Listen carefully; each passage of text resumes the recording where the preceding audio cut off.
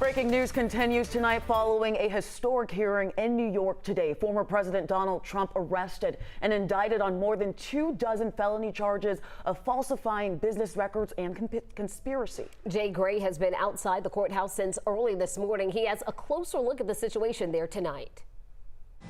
As the motorcade leaves his Midtown high-rise, the historic trip to Lower Manhattan is short. Less than 4 miles. Cameras getting a quick glimpse as former President Trump enters the criminal courthouse. Inside, a process unprecedented in U.S. history begins to unfold. Agents reading his rights and fingerprinting the former president. Then, after a short delay, President Trump, will you come speak to us? President Trump? Leading him into a courtroom. Still photographers allowed inside briefly before the arraignment.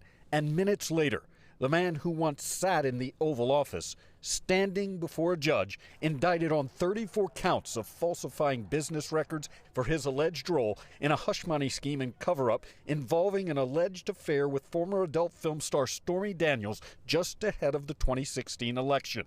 Mr. Trump pleading not guilty.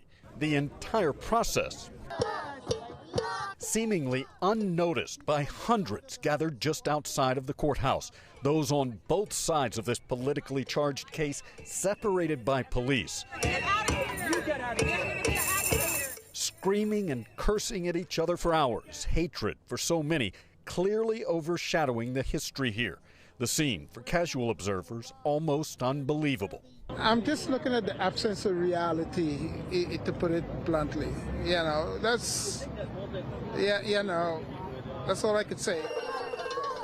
As the screaming continues, while the man they're arguing over, now a defendant, leaves the courthouse.